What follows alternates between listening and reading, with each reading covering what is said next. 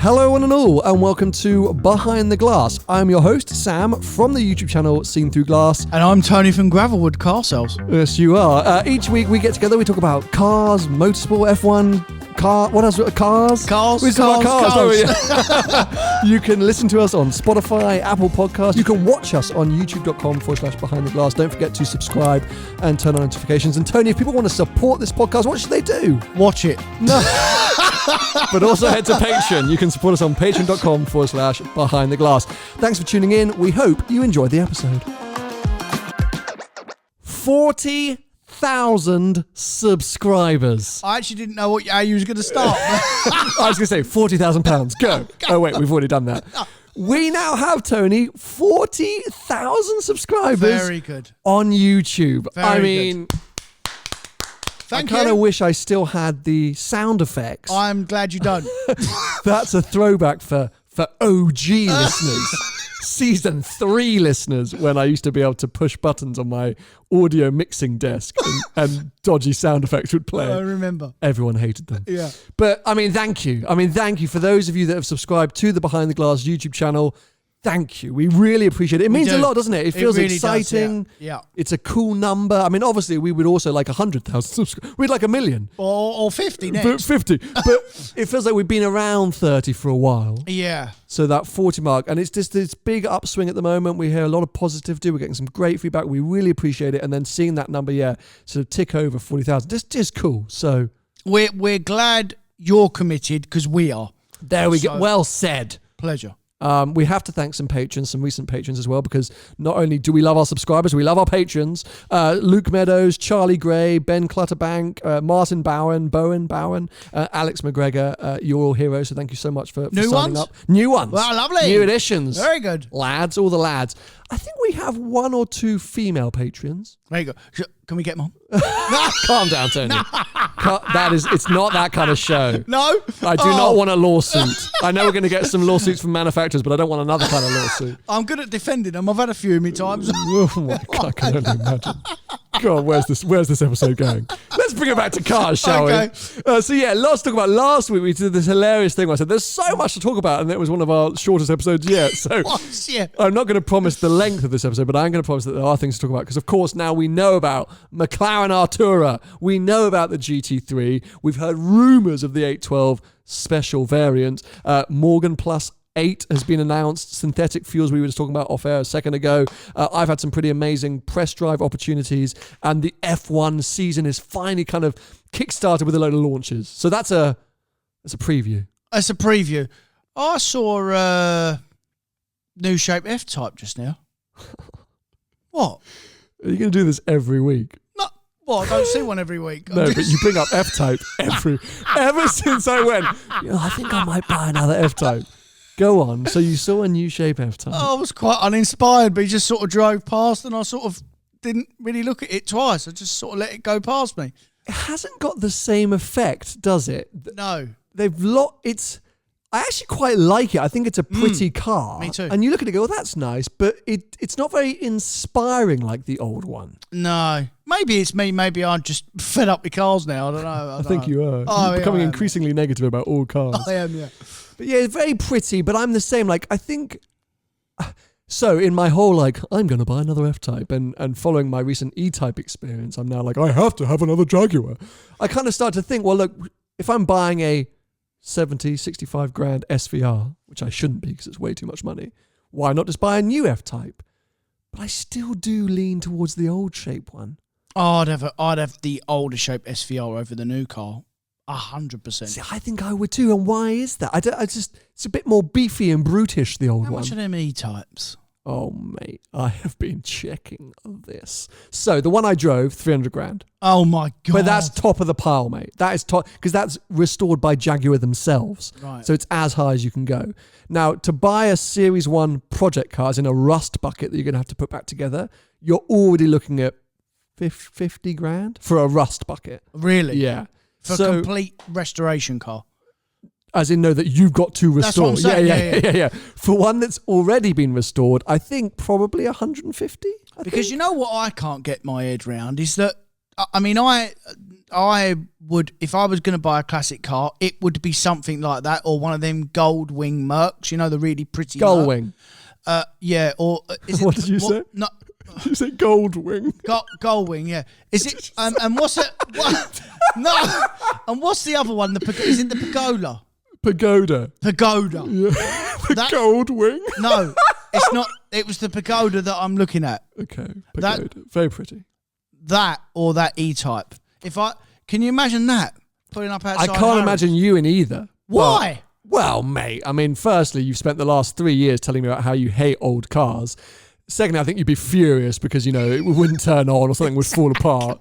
And I just don't see you in a I can't imagine you in a classic car. What, getting out at Harrods with a suit on, getting out one of them? Are you joking? Like Why James are you Bond? getting out of Harrods? Have you come from Dubai or something? Or what? Why? No, but like, that's just, if you've got one of them cars, that's where you park right outside on the double reds and then let it get towed away, I suppose. It's what you should do. I was too nervous to do so. So do that? when I had the E-Type, I went out super early on a Sunday morning. Obviously, lockdown here in the UK at the moment, so the roads are pretty dead. But Harrods and the roads in Knightsbridge completely abandoned. And You I was went like, there? Yeah, and I was like, oh my god, what a shot! The E-Type outside Harrods in the like taxi rally. And so I'm like, great. So as I'm driving up, I see all these signs saying no stopping for any reason, and like red lines everywhere. And I went, I'm a pussy, I'm getting out of here. You didn't stop? So I bailed, yeah. Oh. I know, it would have been a good photo. Yeah. But yeah, no, I don't see it. So across the street here, Duke of London, his missus, Georgia, has a very nice green pagoda, which you should go and look at. They've just restored it. The Merc? Yeah, the Merc. Oh, no. Green yeah, with tan. They've put it back that'd together do me really, right. really well. How much is that? I don't. You can ask her. I have no idea. They've just done a whole job on it. That'd do me, something like that. They're the only two classic cars that I would ever consider buying because, do you know what?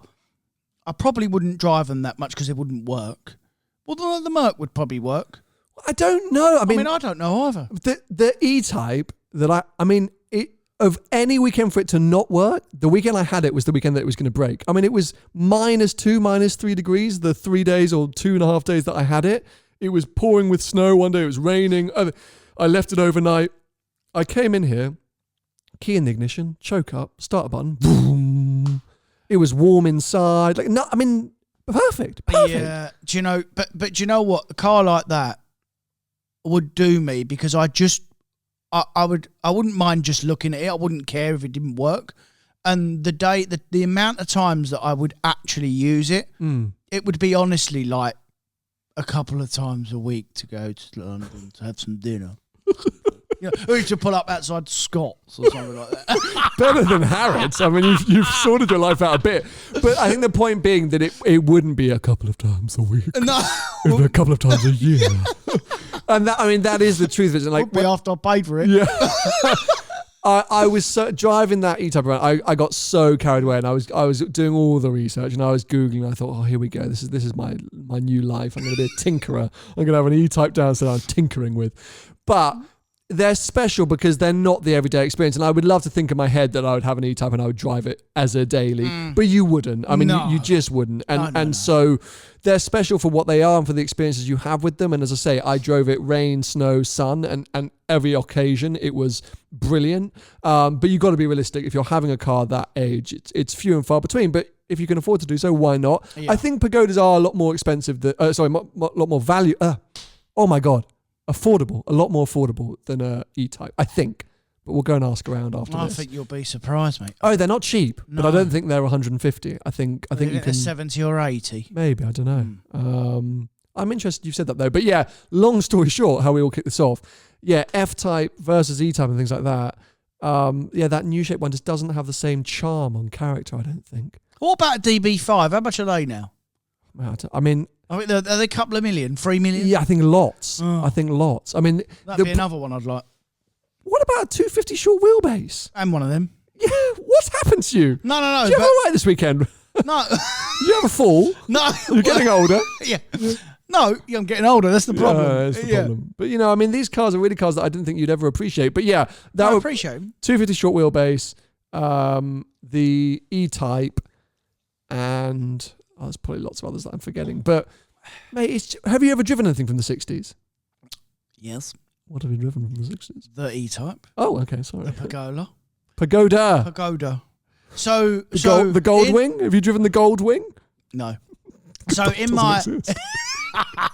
my early years as a pup, I done some valeting, some cleaning. Yes. Oh, we've spoken about it. Very long. And I used to clean two of them. Ah, because at that point, the 1960s, you were what, 12 or 15 years old? Yeah, I was. Yeah. Still got bomb damage. Okay, well, let's move on because we promised to talk about new cars, new supercars. Good. Rather than old 60s things. And yes, we teased it last week, but we didn't know a lot of information. Now we do. Let's dive straight into it with the brand that we're trying to give a second chance this year, McLaren. Oh, you're taking off your jacket. That's how serious it's getting, Tony. Warm in here. Because the Artura has now been revealed. This is the replacement for the 570S. It's kind of supposedly going to help us differentiate McLaren's product lineup. But it is the first McLaren from this new age McLaren automotive era as a different engine. We've got a hybrid turbocharged V6 engine, not the V8 that's been used in every single car they've made. Yeah.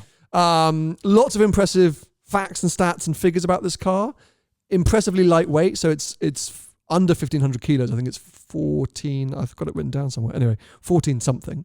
And considering it's got a hybrid powertrain, pretty impressive. Yeah. Batteries sort of behind or underneath the passenger seats, but the cabin's actually quite a lot bigger. Yeah. Loads of new bits, new carbon tub, new suspension. Design is a sort of evolution, I would say, of 570. But yeah, lots of impressive things on paper about this car. Looks a little bit like a 5 series. Wait, what are they 600 called? LT? No. The GT. McLaren GT. Yeah. It's not a 5 anything, is it? No, it's just a GT. Yeah. And a little bit like a 720S at the front. So is that right? A 720S had an inappropriate relationship with a 570S. Yes. Yeah, and then it got the rear end of a GT. Yeah. Yeah. So just to clarify before we go in on this car, this now sort of supposedly simplifies McLaren's lineup. You've got the GT is your entry level car. This is the everyday McLaren. I actually can't remember the price, but 150 odd grand, I think. The car that can fit golf clubs in. Yeah. Then you step up to the Artura, which is a Huracan rival and a McLaren Maserati MC20 rival, and you would say a Roma rival, but obviously very different cars. But essentially the Artura is your kind of mid-level super sports car. So... Because the sports series. Okay, so I would say its biggest competitor is 911 Turbo S. Sure, 911 Turbo S, or I'm going to say Huracan, but maybe I'm wrong. And then you go up to the Super Series, which is the 720S. Which I would think that's what the Huracan competes. Fine, okay, that's the F8 rival and things like that. So those are your kind of three tiers now of McLaren. You've got the Hyper Series at the top, or the Ultra Series, whatever called, which are the P1s and the Sennas, but let's forget about them because they're not everyday cars. And of course, within those three variants, GT, Artura, 720, there are special versions. So 765 LT, I'm sure we're going to see an Artura S or Artura R or something. GT as well, we don't know. But those are the three avenues now. Yep. So what are your thoughts on the car? It's a lot of money. Yes, well, I mean, you've gone straight in with my... Oh, was that that was the whole... Any other thoughts before we come back to the prize? Well, it's a little bit... I think it looks a little bit uninspiring, if I'm honest. Really? Yeah. Like, it does look cool, but, like, I don't know, like, our modern supercars, same with, like, the F8 and the Huracan Evo as well, like, they're built for mass market production. Do you know what I mean? Like, to kind of fit everyone. Like, there's no real proper curves and guns and stuff. Yeah, like I mean, I get where you're coming from. I think it's a good looking car. I think it's a good evolution of 570S. And I think some angles, I disagree with you there. I think it looks good. Yeah, I mean, it looks okay, but I just think it looks like a car that's been built to sell in numbers. That's what I think I'm trying to get at. Okay. Like, to fit kind of everyone's eyes. Okay, so it's not too controversial. Yeah, not like a 765 that's like super aggro. Aggro, yeah. Okay. Like, yeah, some people probably wouldn't buy it. Well, they would because it's 765. But what I mean is for looks. Yeah, alone. no, I get where you're coming from. I think, yeah, of course, whenever we're talking about looks of a car, people are going to disagree. Differ, So of course. Okay, and in terms of, do you think it's good that they've got this new engine? Do you think it's good that they're one of the first to implement a hybrid mass production. I mean, Ferrari and the SF90, of course, but that's a different level. So in terms of a supercar, mid-level supercar, sub 200k, theoretically. Won't be. We're coming back to that. The biggest problem I see with it is the Turbo S, mate. Yeah, so you keep saying. So stats-wise, 671 horsepower from the Artura, 3.0 V6, 570 from the engine and 94 from the electric. Yeah. But yeah, it on paper compares to a Turbo S pretty close in terms of other stats. Probably identical, and the Turbo S is more practical. It's more something you'll use every day because it just is. It'll just fit in, you know.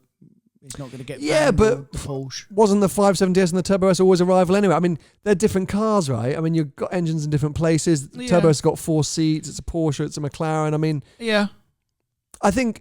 Okay, so let's come on to it because we're kind of trying to awkwardly avoid the navigate around it. But yeah, the big problem I see with this car, and I talked about it when it was revealed, is the price, because I think the official UK price now is 182,500 starting price. So that's without any options. And McLaren options are expensive. So by the time you've picked a nice paint and wheels and stuff like that, you're going to be probably tipping over 200k. 210, 220, I would think. Yeah.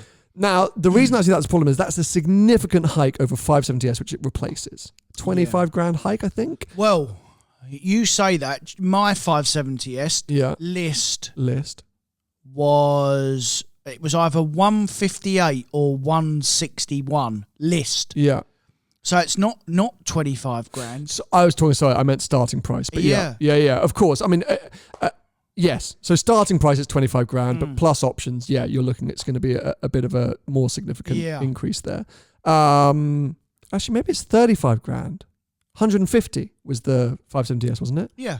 So it's 35 grand. Was it late 140s, 147 or 148? Yeah. So it's a significant hike. And I think, the new tech and the amount that's changed, justified for a price hike. Totally get that. I'm like, fair enough. Like, you've done a lot of work in that car, so hike the price.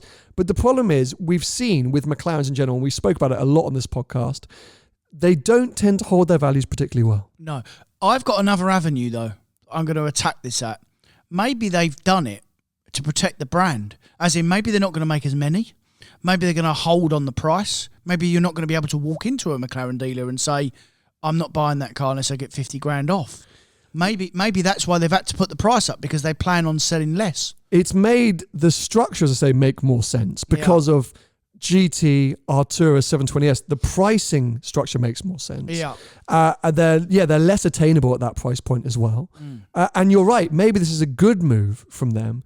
I saw it as wow, that's going to be very painful for a few people, because if it doesn't work out for them, if people are speccing these cars up, this new era of McLaren, they're getting cars for 210, 215 grand, and 6 months later they're at 150. I mean, the fire is going to keep burning. I mean, people will keep fleeing. I mean, I'm hoping, for all the reasons we've discussed before, that it's not the case. And as you say, this is a change of tactics now. But mate, I tell you what, though, if you bought a Hurricane new, you'd do the same money. Yeah, and I'm with you there. If you bought a F8 new, you'd probably do the same money, because Ferrari wouldn't give you any money off. Lamborghini will quite happily give you 20 odd grand off a new Hurricane now. I mean, and people forget that. When they do that, manufacturers, it's not good, it's bad, because it means they can't sell them. So if you can sell something, it's why we always bang on about Porsche and Ferrari. They do hold their money better, because they don't give you any money off in the first place. Some of their models they do, obviously, but the desirable ones, they don't. Well, and the prime example of this is the 600 LT. Yeah. Which, fundamentally should be as close as as it can be to an Artura in terms of performance. The 600 LT, when it came out, McLaren dealers were offering an insane deal, which was 10 grand in and a grand a month? Was it 5 grand in? I think it was 10 or 15 grand. They changed it. Fine, depending which dealer you were. And depending on what month you decided to go in as well. But yeah, it was something like that, and it was 1,200 quid a month. It was for nothing. Definitely the one I heard was a grand, spot on a grand a month, and it was 2 years, a limited amount of mileage, which was still significant, like 8,000 miles, something like that, for over the 2 years. 6,000 a year. 6,000 a year. Yeah. and you hand the car back. Yeah. And of course, so many people jumped on that, as even I was tempted to at one stage. And where we've ended up now is nearly approaching 2 years down the line, and the amount of LTs that are coming to the market at horrific value is insane. Well, they're 130, 135 now as 2-year-old cars with not a lot of miles on them, couple of thousand miles. So, that you can blame that on the car, but that is the manufacturer's fault. That's no one else's fault but the manufacturers, because they built too many. Exactly, and that deal already suggests inherently that the cars, the value's not in the car, the product's not desirable as much. Because so if they steer away from doing that, as long as there's no insane Artura deals that we're all hearing about and getting offered, and as you say, they're a bit strong with their price and the amount that they're producing and all the quality and all these different things, we have hope. Because I do think it's cool. I say I'm excited. I definitely want to have a go. I'm hoping this is a new era. I'm intrigued and I'm excited. Proof's in the pudding, mate. We're gonna have to wait and see. We'll keep an eye on them. Hopefully you'll get to drive one soon enough, and I'm sure it'd be good, because McLaren cars are good to drive. It's just that down the years we've always moaned about build quality and after sales and all the other bits that go with it. But the cars in general, the actual bits of metal, have always been good. So yeah, let's wait and see. Let us know your thoughts below. McLaren Artura, are you a fan with the way it looks? Are you excited by the car as we are? I'll have a Turbo S. I know you will. Talking about all things Porsche, let's come on to it. GT3. Yeah. So we finally had the big unveil. It's been leaked out dripped out for ages now, hasn't it? We've had sort of, Chris Harris doing picking up a bit, peeling back the curtain and things like that. But we now have the full details. And we've talked about this car so much that really there's one key fact that I want to hone in on, which is the Nürburgring lap times. Yeah. So the car is 13 seconds quicker than its predecessor and 6 seconds quicker than the outgoing 3RS. It's 6:55. 6:59 or something, wasn't it? That's see, this wrong. you're too much of a nerd. No, that's not. That's like official news. Okay, well, I can tell you. I know you're telling. 6:58.927. That's the news. Was that the new track, or because I heard it was 6:55 taken into account because they start a bit earlier now? Oh God, I don't know. Bore off. Such a Nürburgring lap time nerd. So hold on a sec. Let's see. Because a lot of people are quoting old lap 6:55s. So the old lap, new lap, how bloody boring. Okay. So all it is it's 13 seconds quicker. That's all we care about. Than the old car. Than the old car. Yeah. And 6 seconds quicker than the 3RS. Oh, that's a lie. Because why? Because the 3RS was 6:56. So this is 6:55. So it's a second. Hold on a sec. I don't believe you. Okay. I can back this up historically. I know, but you're also sometimes so bloody minded that even if you're wrong, you just won't admit it. I won't be wrong. They're like, okay, but Ken ended up with the quickest 6:59.927 on the run of the full circuit, using the old lap timing methodology. That's 6:55. Well done. So, 3RS. 6:56. GT3 RS Nürburgring time. GT3. Oh my God, this is so boring. 6:56. Okay, well done. So what did we just say? You said it was 6 seconds. It's a second. Now, I'll tell you why it's not 6 seconds. First of all, Nürburgring lap times. You know why the reason why they go to Nürburgring? Right. Is because if they done it at Silverstone, the times would be so small that people wouldn't get. This is a marketing tool, mate, to sell the car. Of course. The length of the track makes the gaps seem even more significant. Exactly right. Of course. So in previous years, Porsche, they're very clever, and I can tell you for the next 5 years the process of how they're their cars and what their times are going to be. So the current GT3 that's just come out is as fast as the outgoing 3RS. The new 3RS that's coming in now will be like a Manti 3RS now round Nürburgring. So it'll be another 10 seconds faster than that car. So it'd be like 6:45 roughly. Okay, because the 2RS was 6:47. Correct. It won't be quite as fast as that, but it won't be far off. Right. So, but 3 seconds around the Nürburgring is like literally nothing. Around a normal track, there'd be nothing between them, and that's how they increment the changes. It's always what did the old car get? The new car can come in at that a bit faster because they can probably make them much faster, but how do they sell the next car if Yeah, they've always got to be able to improve. Correct. I'm absolutely furious that there's such thing as a different lap now at the Nürburgring. How is that a thing? How can you release times? We go, well, it's did it on this lap time. That's ridiculous. Yeah, so now you can't judge. Well, you can. It's just that the extra bit on the lap of the Nürburgring is about 4 seconds slower, nearly 5 seconds. Sorry, 5 seconds slower. Yeah, because it's a bit longer. So, well, I'm furious. I mean, I'm here all week. to talk about Porsche nerd out technology is such a loser. I can't bear it. It's not. I'm here all week for all of your Porsche questions. Okay, fine. Well, now that you've been able to nerd out about that, I'm with you. So the big thing here, which I'm hearing, is that this new car is all about its aero. Of course. Because, of course, on paper, it's only 10 horsepower more and blah, blah, blah. But the aero is what's making it so significantly quicker. So much. Suspension as well. So it's got proper rose joint suspension like the 3RS. It's probably got a little bit bigger tyres. Because this is what they do, mate. They literally just put small things on them every year. And you can read them like a book, which is why they're so good, which is why I like them so much. Same as you drive them. They're so predictable. You read them like a book. They're so good to drive fast on track. And it is all about the aero, of course.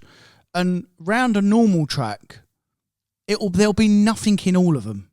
But because it's Nürburgring and it's exacerbated, 10 years to go round, that's when it really... And the Nürburgring, you've been round there, it's really flowy and it is all about downforce. It's not really about brakes and handling a bit, but it's a really flowy track. Of course, so much high speed. Correct. It's all aero. So... That's why it's going to win. Yeah. So the thing is, we've now seen, of course, a lot of that aero is coming from that rear wing, which the final design has been revealed. And I think a lot of... Duck wing, thank you. A lot of purists I don't know if I could handle that wing, though. But I think after a day, I'm already actually quite liking it. But if you can't handle it, don't buy it. And if you're moaning about it, it's normally the people that can't afford them anyway. Do you know what I mean? In general. Yeah, I think it's the people who aren't getting their slots and are therefore complaining about it on Instagram. Yeah. But I think it's that thing where so much of car design, they have to push things forward, they have to change. And a lot of the time, look at 720S. We all go, oh, God, it's awful. And then a little bit later, we're like, oh, I'm kind of coming around to it. Yeah. Same with M3, M4. And I think that wing, a lot of people are using it as a sort of, you're saying, you're right, an scapegoat. It's like, oh, I'm not going to get one because that wing is too much for me. Yeah. But also because of the way that social media has kind of pushed things over the last few years, I think touring now is like this. People are like obsessed with the idea of touring. Like that, I'm going to wait for the touring. Well, obviously, as we know, in the last generation, it was kind of like a slightly forgotten, like overlooked thing, touring. Don't go on track with it if you want the touring. Well, this is the whole thing, right? So if this is what is moving me on to. If this car's, the big advancements are in aero, right? That's what they're really pushing for. And even speaking to Porsche UK, they said, look, if we're doing a UK launch, we want to go somewhere where we can show off this car's aero. So then is the touring actually going to be a little bit moot point, as in the sense where it's going to be a half, you're not, do you see what I'm getting at? Yeah. I would think the touring compared to because don't forget the 991.2 is already a very good car. So the touring version, I would think, won't be too much different to the outgoing one, essentially, because of the wings and the aero. It just hasn't got it.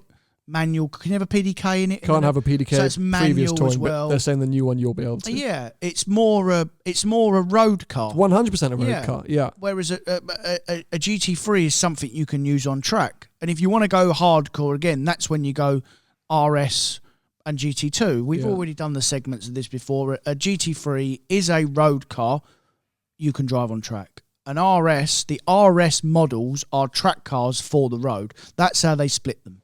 And the touring is a road car that you could have taken on track, but actually now you should just keep on the road. Yeah, because it's not got the aero. And if you look at race cars historically, F1 cars as well, they never got these big engines anymore.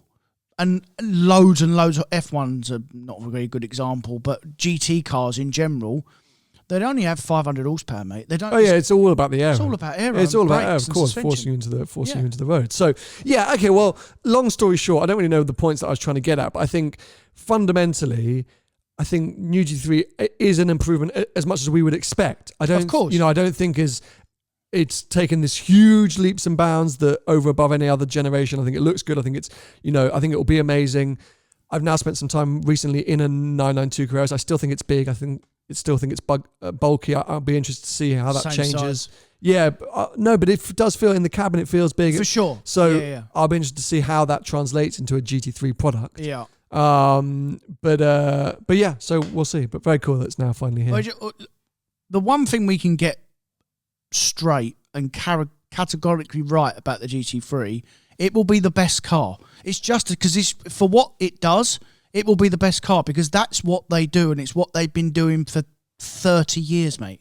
So, we can pick the bones out of, it's 20 grand dearer than the old car, and because it is. It's 20 grand more. They're 140 something? No, spec cars like 155 now. So funny how you and I differ on starting price and spec price, isn't it? You literally do not acknowledge starting price. No, because no one buys standard cars. I get it, fine, but also in my mind, spec can differ so much, right? Yeah. So that's why I always go starting price plus. But every time we talk about it, we're the opposite in that sense. That's the dealer bit in me. That's the job because I want to know the end bit. And they're easily 20 grand. So my orange GT3, it's 120. It starts at, isn't it? Sorry. It was 120 plus options. I think my car was 135. So I think you can get the new one to sort of 160. So it's 25 grand more. I think it's starting. Hold on a sec. I'm sure it starts cheaper than I thought. I'm doing a lot of Googling. I should have really looked at it. Be more than 120, mate. And the old car was about 120 plus options. I thought the old car was 1 something. Hold on. 117. I literally saw this earlier. Sorry, guys. Bear with us while I do my job. It was 117 because the first generation was 111. Okay, so Return of the King. This is Drive Tribe. Come on, Drive Tribe. Help us, please. I believe in you.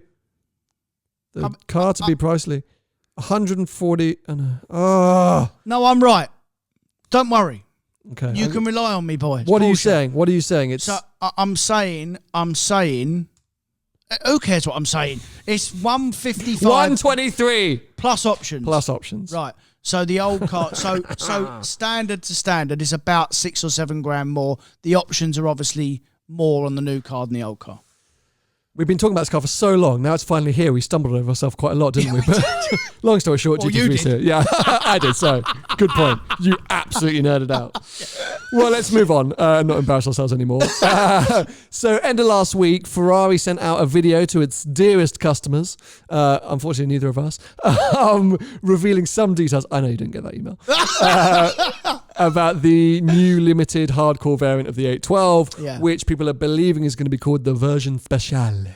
Oh, not GTO. Speciale. Yeah, everyone thought it was going to be GTO. Now, all I will jump in on here, so that I haven't actually watched the video that's been circulated. Somebody posted it to Instagram, basically, which I'm sure they weren't allowed to do, but YOLO. They have. And in it they go, the 812 version speciale.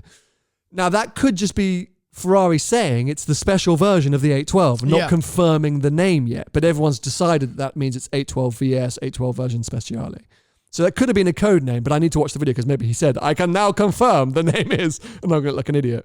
But basically inviting the customers it's invited to buy the car. That's what I love. Like, hello, we're inviting you to invite yourself to buy the car. Classic Ferrari, but I'm glad to see that they're still doing things properly. We know nothing. We don't know anything about the car looks, any details, but of course, as expected, it will be an even harder, theoretically lighter, maybe a bit more track-focused 812, which in my mind sounds absolutely pointless, but the best thing in the world. Yeah. I mean, I it's one of my favourite cars, the F12 TDF. Oh, the dream. The 812. And probably the last V12. Last V12. Will it be, if you got the SF90 at 1,000 horsepower, it's got to be below that, right? So we're thinking 900 horsepower? Or you think it's going to be under 900 horsepower? What was the... 812. Yeah, it's 800, right? 800 horsepower, yeah. So maybe 850. Yeah, it won't be 100 more, will it? Yeah, 850 odd horsepower. Yeah, be under the SF90. Anyway, so yeah, as soon as we know more about that, we'll share it. Apparently going to be announced this week, so potentially you guys would have seen it by the time this podcast goes out. Who knows?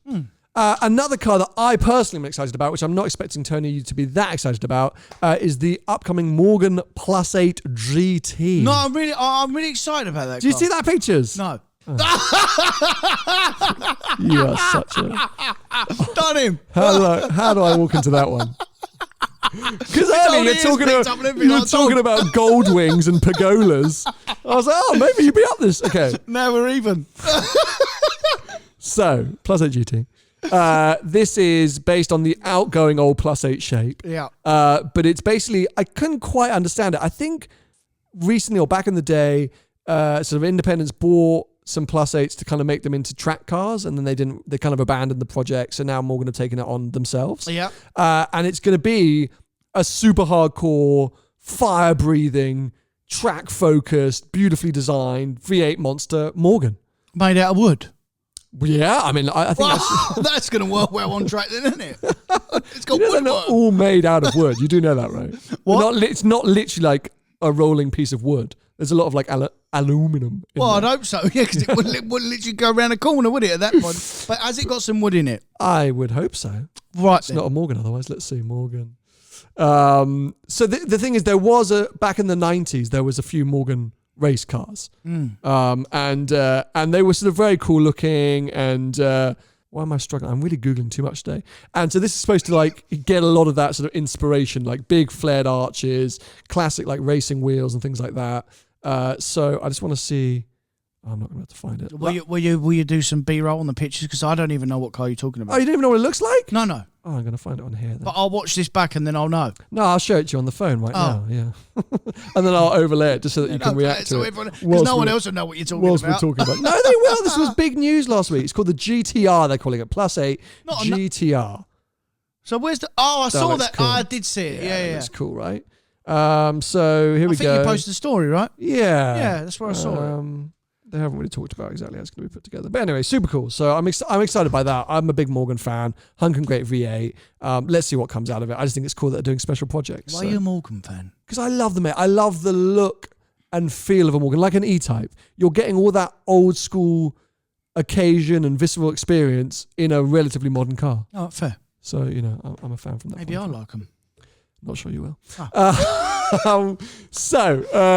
Let's step away from new car reveals onto maybe future tech, because synthetic fuels. Now, following the GT3 announcement last week, Porsche basically came out with this kind of like semi-big announcement that they're really plunging a ton of money into synthetic fuel development. Well, we kind of got wind of this last year, didn't we? Yeah, we talked about it a bit in our sort of, our frustrations with the EV infrastructure and... Or mine. And yours. Or mine. What do you mean? Or you love EV. No, oh my God, why are you winding me up today? No, do you like EV, yes or no? EVs. I am embracing EVs. Right, which is what you say to me, embrace it. I don't want to embrace it. I am infuriated by the infrastructure. We both agree on that. But I like the EVs. Right. There are good EVs out there. Right. I don't think there are. We'll move on. We will move on. So, well, as a lifeline for you, Porsche basically said that they hope to be able to get their synthetic fuels good enough that they can work in their combustion engines. Very good. So everyday road cars that we're already using here and now, we could be able to stop off at a traditional petrol station and put some synthetic fuels in our car, and off we go, and it will significantly reduce carbon emissions. 85%. 85% is what they're aiming for. Now, it's an interesting one, this, because Porsche are putting a lot of money into EV development, as we know, Taycan, etc., etc. Can run alongside, though, mate. Well, of course, but it's not cheap to develop EVs, as we know. So it's also not going to be cheap to develop synthetic fuels. No. But for performance brands, for sports car enthusiasts and companies, you have to suggest or think that this is the future, because the FIA have already done a big push for synthetic fuels. Yeah. Jean-Todt came out saying that he wants Formula One to run on synthetic fuels in the next few years, and all of motorsport. Well, that's going to be the big giveaway of whether it's actually going to go anywhere, because that's where it will start. Of course, it could be the catalyst. You know, if you're getting some of the most genius brains and engineers to work on this and implement it into high-level motorsport, that does tend to trickle down into road cars eventually. Of course. That's what we've seen before. Yep. It's only nowadays that sometimes there's a discord between Formula One tech and road car tech, but synthetic fuels could be a major thing for, as I say, the performance sports enthusiast car market. So we're not talking about mass production EVs, because that's where we're going. Everything mass produced, unfortunately, is going to go EVs. Whether that's the future or the final picture, we don't know. And I'm fine with that. If you've got to go to work and you do 60 miles a day, it's absolutely perfect. Theoretically. Yeah, as long as it doesn't melt the national grid. Well, we've been through that before, and the infrastructure's there, then fine. But the performance bit will never work as far as I'm concerned with EV, because a big part of performance is noise. And actually, as we come to it, I have a new C63S outside, coupe one. It's a very nice car, and it's actually a little bit annoying because they've put them stupid filters on. Yeah, obviously. Yeah, of course, have to. So we know that they then plug the noise through the speakers. BMW were one of the first to do it in the M4 in 2015 or 14, whenever it come out. And it is a bit annoying, and it does make the cabin more noisy. But it is a very nice place to be, and you can hear the rumble of the engine still. And I was driving it here today, just thinking amongst myself and thinking, well, the new car's going to be a 2-litre car. We know that now. Who's going to buy it? Because that's the whole reason why, for me, I'm driving that car at the moment, because it's got a nice V8 engine in it, and at least you can hear something still, although it is a little bit engineered for the speakers. But if you undo the window, you can still hear the car. The most annoying bit is the 9-speed gearbox they put in it. I mean, it's really annoying. Just keep getting lost in the gears. Just keeps going. Just keeps changing gear. You never know which one you're in. Where's first? Yeah. No, but I mean, this is, of course, a bigger, wider conversation, which we should really touch on in another episode. But when I was working with Harman Kardon 2019, I went to their headquarters and learned all about how they're developing these kind of internal engine or audio. How do you shape the sound of cars from the future, and not just EVs? As you're saying, smaller and smaller combustion engines. How do you keep the experience enjoyable for the driver or for the passenger? And they can obviously create whatever sounds they want. Taycan's a great example where they've got that performance sound, whatever they call it. And yeah, I mean, it sounds terrible. I think it sounds great. But we're going to have to see more, and some people are going to get it wrong, some people are going to get it right. Of course. But also, the key thing is manufacturers are going to have to, or try to, create their own sounds so that you know what an Aston Martin is or a Mercedes is, because a traditional Mercedes AMG V8 had a very identifiable noise or sound. It did. And so, yeah, a big question mark for it for sure. But I think the exciting thing about synthetic fuels is there is a potential future where the cars that we've been talking about for decades, E-types or 360s, F12 TDFs, could not be able to go out onto the road because fuel stations might not exist. Like, we do live in a world now where you could see governments announcing that by 2050, they don't want fuel stations, or the taxes are so high that these companies are going to have to close down their fuel stations. I don't think that'll happen that soon, mate. But Shell have just invested huge amounts in EV stations. They have, yeah. Putting in charging setups in a lot of their stations. And the more and more that people push towards EVs being the forefront, the more and more manufacturers are offering EVs, governments are pushing people to buy EVs, there's going to be less and less demand for petrol stations, for traditional oils. And so, therefore, it could be even harder to run, to own, to live with an old combustion engine car. Yeah. Whilst if we are able to switch to synthetics, it means that we have the ability to keep running these older cars. Of course. In a cleaner way. Yeah. So I'm all for it. I think it's a huge, huge sign of hope. Who knows where it's going to come? I don't think it's like, okay, we're all saved, everyone's going to keep building, V12 engines. But I think it's more of a sign of hope for cars that already exist. And I think it's more than hope, mate, because if Porsche are plunging a load of money into something in general, they're doing it for a reason, because they're confident they can make it work. Because, well, not just Porsche, it's the VW group, Bentley are doing it. And yeah, exactly. Yeah. So they're doing it for a reason, because they, obviously in the VAG group, you've got all these performance cars. And like I said, without engine noise, mate, they're nothing. What are Ferrari going to do without engine noise? I mean, I mean, so people slag me off sometimes because or Lambo. I mean, in videos, I often talk about, just pump the sound into the cabin. Who cares? I think if it's done right, which it very rarely is, it can be okay with the windows up as a driver if it's done right. I think there can still be a synthetic or an amplified noise which enhances the driving experience. That is ruined the minute you get to a tunnel and go, oh, let's put the windows down, and it's quieter. Yeah, of course. And that was a big thing in the Lexus LFA. A lot louder in the cabin because they work with Yamaha to really amplify the noise and the experience in the cabin. The actual exhaust of an LFA is quite quiet. Amazing tone, but actually quite quiet. And so, that's what they're going to have to battle. Now, what are your thoughts? Very controversial. If they start using the technology that they're doing for the interior on the exterior and start using synthetic exterior noises.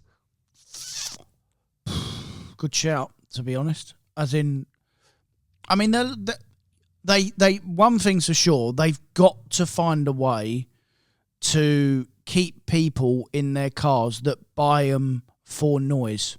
Because, listen, the amount of people that come into me, the first thing they do is rev the car up, see what it sounds like. But we are the few, mate. We are the few. We are the enthusiasts. Mass market, firstly, are leaning away from buying cars full stop. But secondly, they don't. My sister could not care less. Your sister couldn't, but in the performance world, which is a huge market, right across the range, whether you're buying a 20 grand Mini or you're buying a £1 million Bugatti, the performance market is huge. Totally agree with you there. And hence why we've seen AMG and S-Line and M-Line rolling out across the brand, because people want to be able to sort of hint towards performance and money. And even people that don't care, mate, they go, "Whoa, I've got an S-Line car, or I've got they don't really know what they bought." But do you not think manufacturers are going to start twisting that towards luxury and status and symbolism rather than necessarily performance? Because there is a big part of it. I say, take us out of the equation that are buying it for the idea of what it is. People will go and buy a G-Wagon not for its 0 to 60 time or its engine, but because of it's being a status symbol. Of course. So at the same time, would you go and buy... And for the way it sounds. Yeah. Well, yeah, but Kim Kardashian probably doesn't give a crap how it sounds. No. She couldn't care less. But she's probably bought more G-Wagons than the whole of the UAE. But that's because someone's advising her to buy that because he likes the sound of them. No, he's not, mate. It's because of what that car... Firstly, I think she'll be the first woman to stand up and tell you, like, no man tells me what to do. But it's not. It's because what that car represents, the status that it gives, like the image that it gives. And that's what I see happening is that RS5, or as we're seeing it with Jaguar came out and say, we're going to go all electric, luxury premium brand. And therefore you're changing it so that there's still a desirability factor. It's still a status symbol. Oh my God, you got a Jaguar? Wow. Like, don't pull that face. And the buyers then are buying it for a different reason, but also some of the same reasons. And of course, us, the petrolhead enthusiasts who want big shouty V8s and noise and emotion and feeling, we're getting fewer and fewer choices. But those who sit just behind us, the guy who's buying is Porsche, not for the way that Porsche sounds, but because it's a Porsche. Because people there's city bankers, sorry guys, that's true, who buy a Porsche 911 because it's a Porsche 911. Yeah. No other reason. Yeah, sure. So from coming from that angle then, are we a dying breed? As the generations go, are these, my daughter, she's 4, well, is this all she's going to know? Is she going to care about an engine or... I don't think so. I genuinely don't think so. I think... I'm fuming. Yeah, sorry to ruin your day. But I do think we're a dying breed because I think the priorities or what people look for in their cars as a performance car, it's going to be premium car. There's still going to be some elements which carry over. Bentley, for example, they're pushing towards EV because what they're actually selling is more an idea, as I say, a status, a premium luxury feel with, yes, some elements of performance, but that performance isn't inherently tied into the engine, the sound. No. It's more about the overall experience, getting in, getting out, looking at it, saying you own a Bentley, what it feels like inside. But they've always been like that. Absolutely. But then, as I say, I think Jaguar are the first people that have shown, it's Paul Wallace, should I pick up? going on him? You're live on the podcast. Is that why Tony's not replying? Oh, yeah. That's why Tony's not replying. I don't think you're going to come across very well on audio, so can I call you back afterwards? Go away. I want to tell everyone how good the Honda NSX is. You want to tell everyone how good the Honda NSX is. Okay, we'll schedule for next week's episode, okay? You can come on and chat to her about it. Fantastic. Bye. Bye. So Paul Wallace wants to buy a Honda NSX apparently. Anyway, moving on. So yeah, my point being that if Jaguar are one of the first to do this, well, they're not the first, but one of these other brands to do this, that is my feeling. I do think we are a dying breed. I think people like Porsche, like Ferrari, like Lambo are still going to exist in some shape or form. I think we'll be okay. We might have to suck it up, or you might have to suck it up, Tony, and buy slightly older cars. But I think we're going to see this more and more, that the younger generation want a different thing from their RS brand. RS will mean something different in 25 years. I'll tell you what then, from another angle, all these older cars all have to be a little bit careful then, don't we? Because they're not going to be worth anything if we can't fuel them up. There you go. So it needs that synthetic fuel to get the 360 still going. Oh, anything. Yeah. Anything that's petrol powered. Is this the beginning of the end? Why are we all running out buying petrol cars?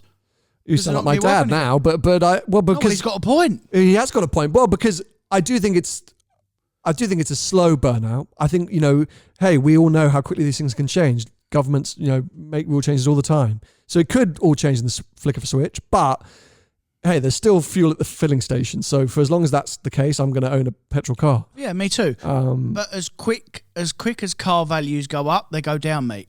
So true that. If people are buying LaFerraris for investments, how long is it before they come back down because you can't put any fuel in them anymore? Does it then become an art piece though? Well, that would be the only... You can't drive it, you just got to look at it. Exactly that. But quite a lot of people, mate, they, not LAFs, but in general, buy some of these cars on finance, they buy investment cars on finance to pay interest to make money. But they're not making any money because they're paying the interest on the finance. They're not really investment pieces. I've got a business idea. Okay. From now until 2030... Yeah. Every month, let's go and fill up like 20 jerry cans of fuel and just store them somewhere. What? Mate, why don't we just buy a petrol station then? Oh, we can buy a petrol station and just close it from now until... Because in 2030, they'll come and knocking. And then we can be like those guys who sell Nike shoes for £500. Yeah. We can sell jerry cans for 10 mil. Yeah. Because people will buy this. There'll be somebody out there with a 250 GTO going, I'll pay whatever you want. Yeah. I've just cracked it and I've given it away to everyone listening on the podcast, which is now 40,000 people on YouTube. Thank you so much. And as I say, we're not knocking audio only listeners. We love you as well. You're a smaller group, but we kind of adore you. I adore you. How many have you got on there? It's about 50. It's growing from about 15 to around 18,000. But it's not bad, mate. Because it's a solid group. That's how I listen to podcasts. Yeah, and don't forget, we've only been doing this regularly for about a year, just over a year, regularly, solidly. Yeah. And that's ultimately why it's grown. We dipped in and out of it, didn't we, before? Well, I hate to say it, but COVID has helped the podcast. Yeah. Which is an awful thing to say. But anyway, long live the regularity of this show. We hope you guys have enjoyed this week's episode. Lots that we talked about, lots that we discussed. Slightly dodgy section on the GT3, but we'll skip over that.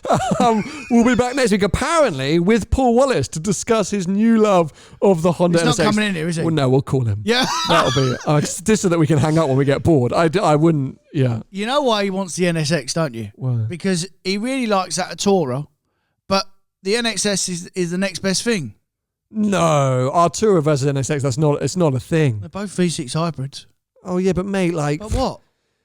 That's like saying, I'm trying to think, that's like saying a C63 is a Speciale. They're both V8s.